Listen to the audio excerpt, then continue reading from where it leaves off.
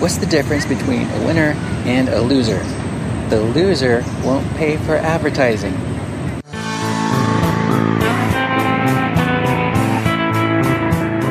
There she was.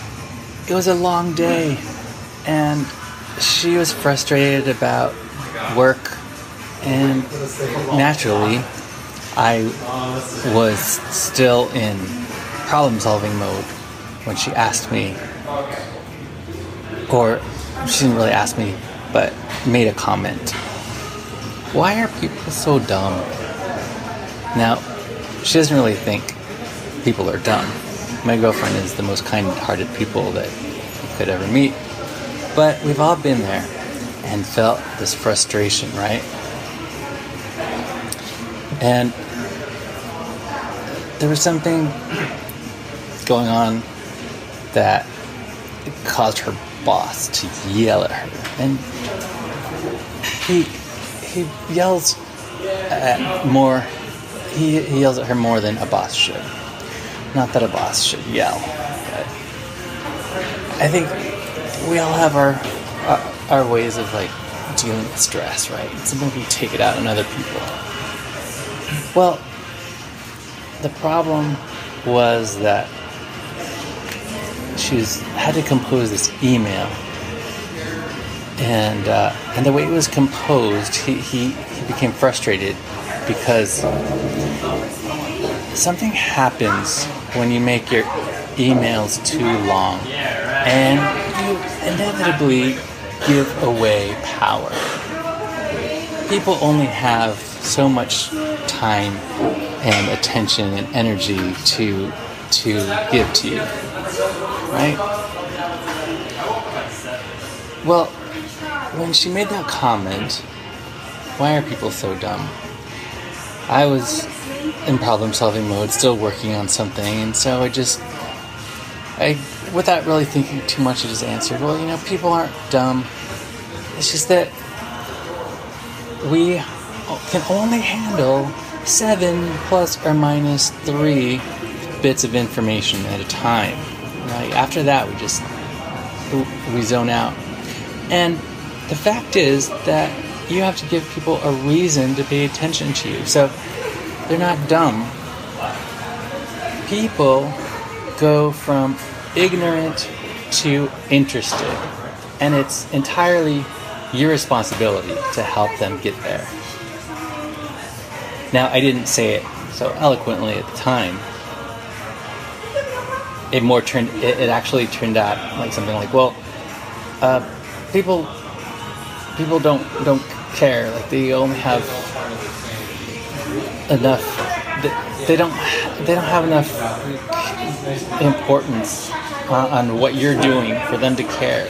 Like, why should anyone care what you're doing? Because people have this "what's in it for me" kind of default mentality, and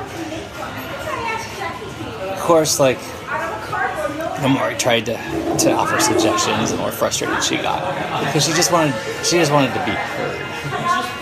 And isn't that true? Sometimes the female energy just wants to be heard, and the male energy wants to actually do something, wants to help. Right? And instead of knowing that, having the emotional intelligence that, first, let's listen. And not only let's listen, but let's allow the other person to feel heard. And we can't solve a problem until those two things happen first, right?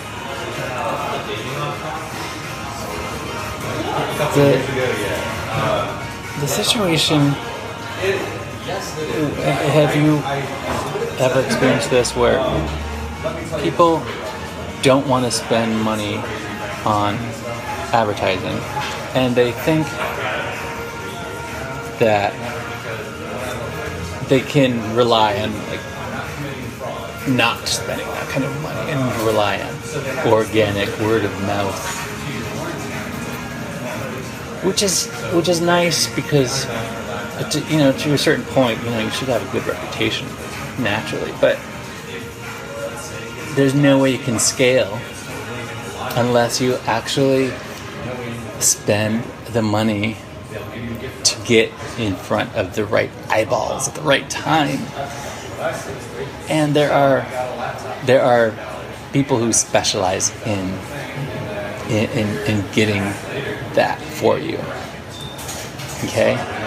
And I am one of them. This week, someone asked me a really good question. She asked, what aren't you doing? Or what are you not doing? That's such a great question. It's so much better to ask, what are you not doing, than to ask someone, well, what do you do? If you ask people, what do you do, that's the most boring, inauthentic question that you can ask someone. Instead, ask, what are you not doing? Because it'll stop and make the person think. And actually, you can find greater focus in looking at what not to do. And my answer was, you know what? I burned all my bridges. And I'm focusing now on what I am best at. And in so doing, like, that has empowered me tremendously. And I feel like I'm helping and being more valuable because of what I'm not doing. Okay, that means that this is kind of hard to explain unless you're an artist. There's such a thing as negative space, and it's kind of hard to explain it if you're not really, if you never thought about it or haven't paid attention to it before. But the negative space is the context. Context is more important than the why, the what, the how, and all of that, right? I mean, think about it.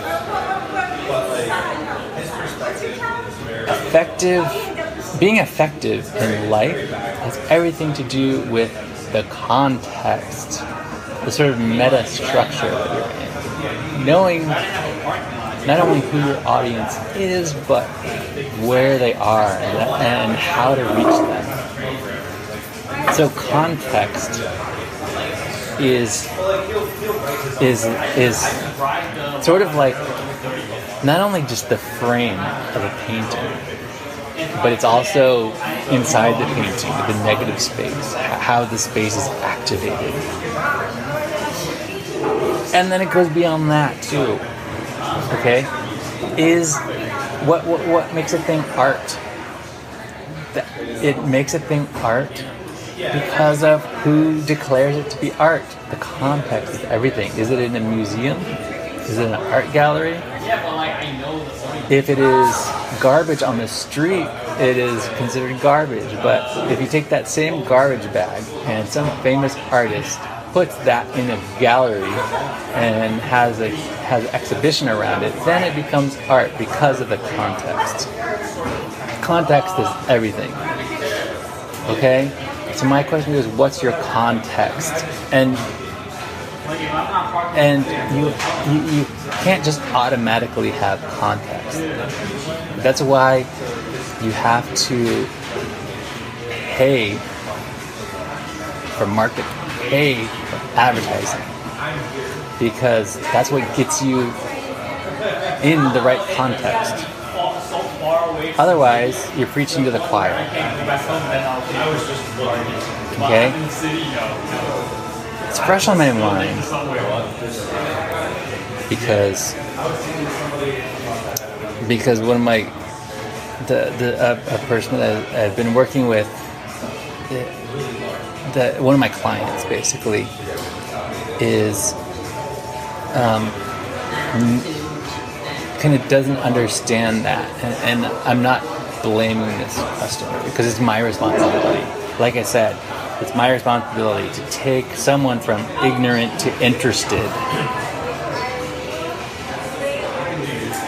And that's not easy, is it? Because people always want to know what's in it for them. And so what would make a person go from ignorant to interested? It requires understanding how the mind works, understanding the psychology.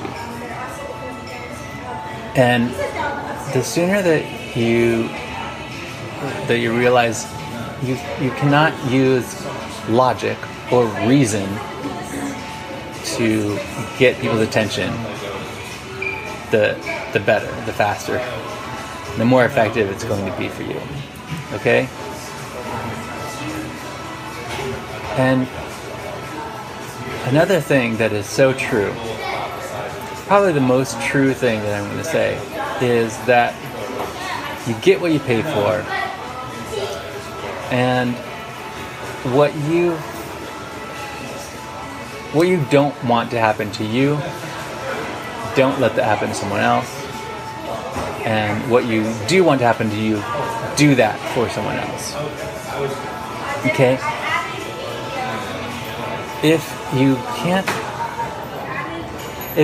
can't come up with the money to pay for good marketing and advertising and pay the person to actually do the work because you're too busy nickel and diming about all the money you spent already, then you shouldn't be in that business, whatever business that you're in.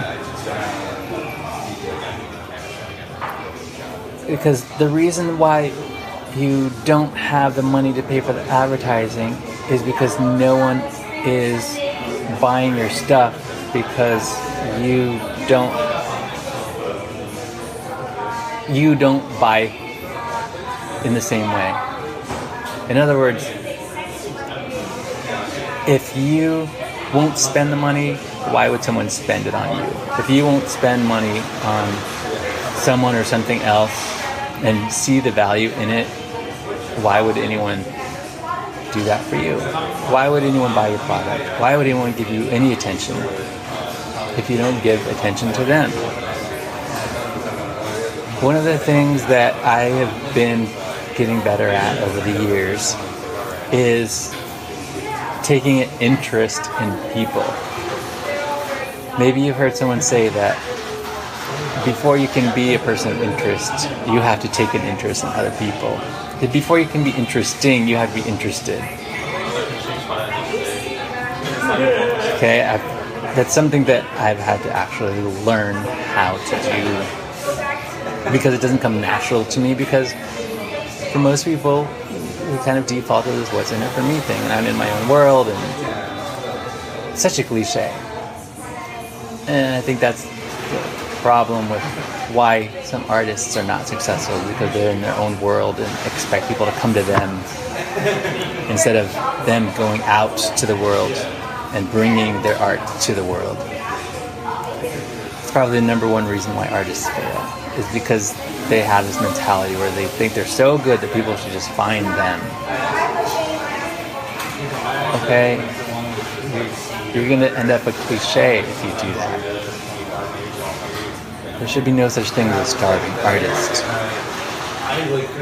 And the same thing goes for any sort of marketing and advertising. The best, most famous artists were the ones who branded themselves, weren't they? Picasso, Dali, Andy Warhol, even Da Vinci, Michelangelo. The ones who aren't so famous are the ones who didn't really understand that part, and that is truly an art form. It is because you're creating something out of nothing.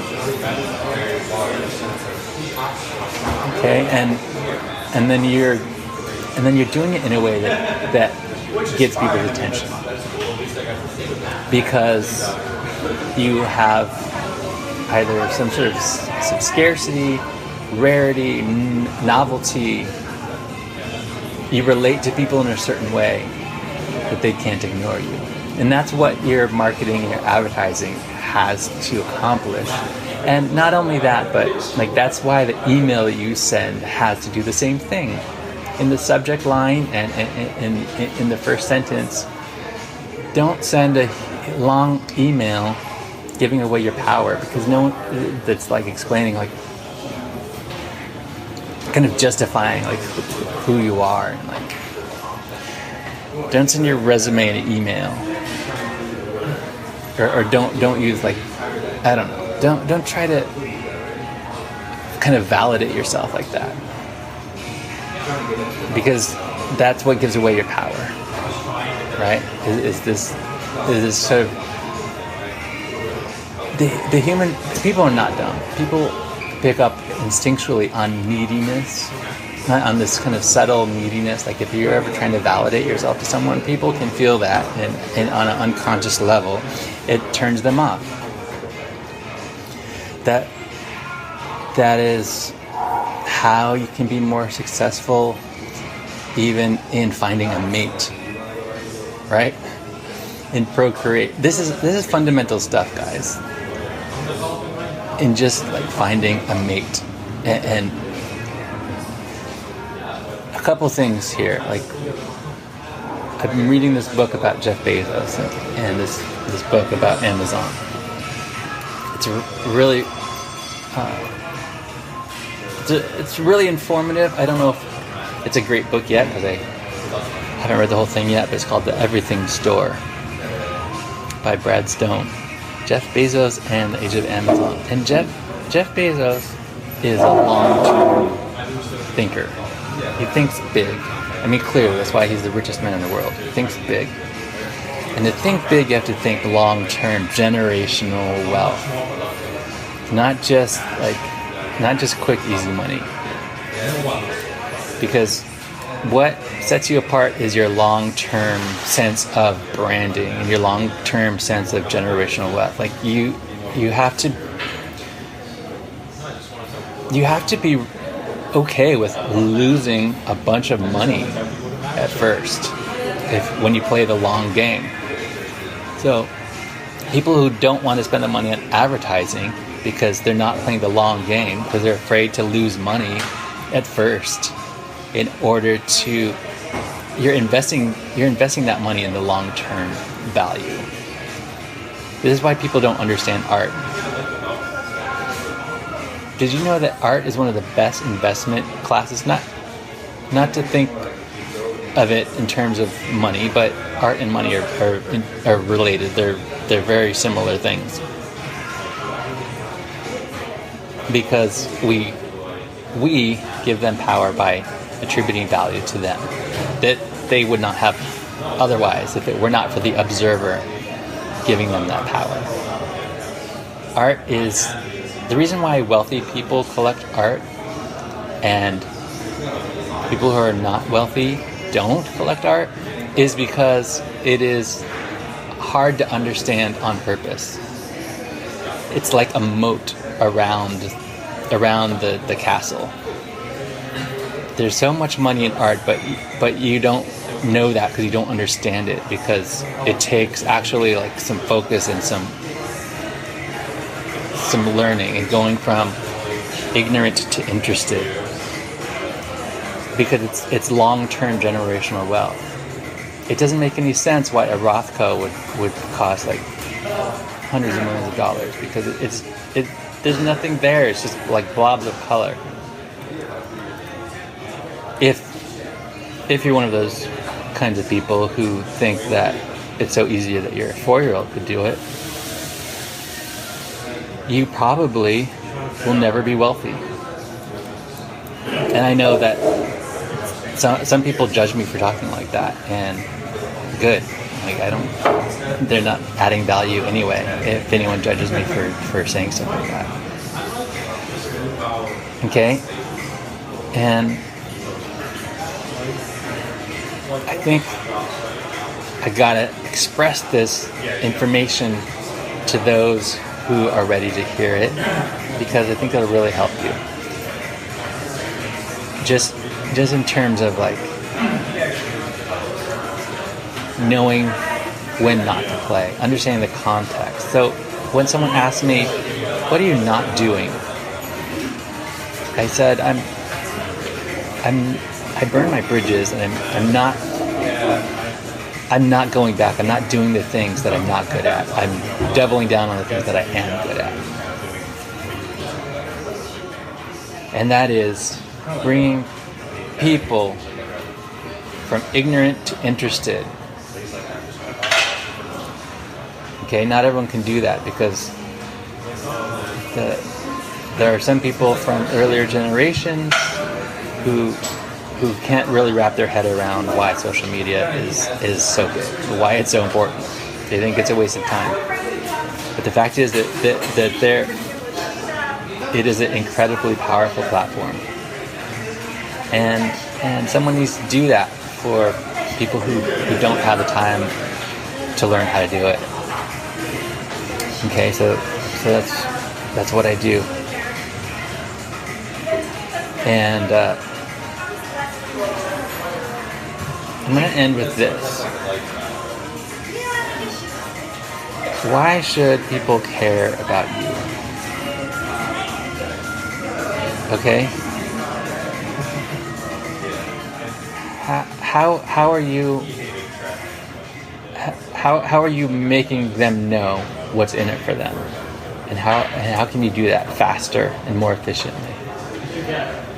And how much are you willing to spend on doing that?